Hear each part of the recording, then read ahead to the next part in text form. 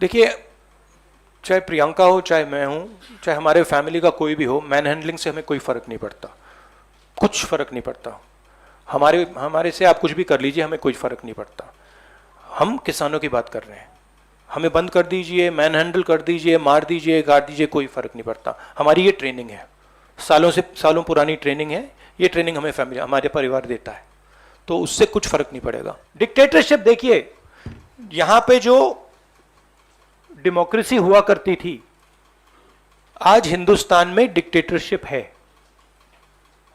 सीधी सी बात है। राजनेता उत्तर प्रदेश में नहीं जा सकते। कल से हमें कहा जा रहा है कि भैया आप उत्तर प्रदेश नहीं जा सकते। छत्तीसगढ़ के चीफ मिनिस्टर जाते हैं, किसानों से मिलने जाते हैं, उनको कहा जाता है सेक्शन 144।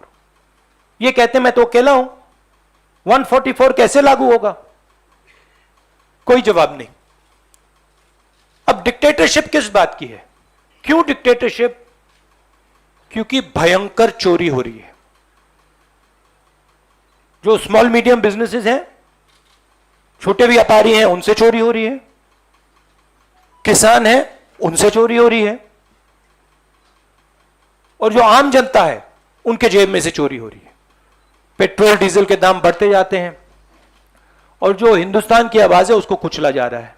हिंदुस्तान के किसानों पर सरकार का आक्रमण हो रहा है।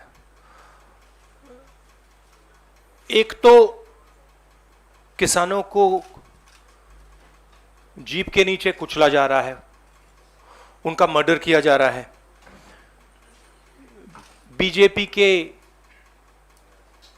होम मिनिस्टर की बात हो रही है, उनके पुत्र की बात हो रही है, उन पे कोई एक्शन नहीं लिया जा रहा है। दूसरी तरफ पूरे देश के किसानों पर सिस्टमैटिकली एक के बाद एक आक्रमण हो रहा है। पहला आक्रमण लैंड एक्विजिशन बिल को रिवर्स करने का। दूसरा, ये जो 3 नए कानून लाए हैं, और आज सिस्टमैटिकली जो किसानों का है उनसे छीना जा रहा है। और ये चोरी सबके सामने हो रही है। इसलिए देश के किसान दिल्ली के बाहर बैठे हैं।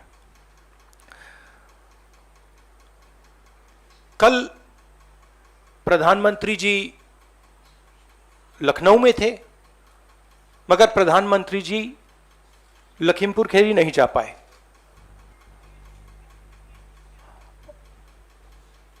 पोस्टमार्टम ठीक से नहीं किया जा रहा है और सिस्टमैटिकली जो भी कुछ कहे उसको बंद किया जा रहा है। आज 2 चीफ मिनिस्टर्स के साथ हम लखनऊ जाने की कोशिश करेंगे, लखीमपुर खीरी जाने की कोशिश करेंगे, उन परिवारों से मिलने की कोशिश करेंगे।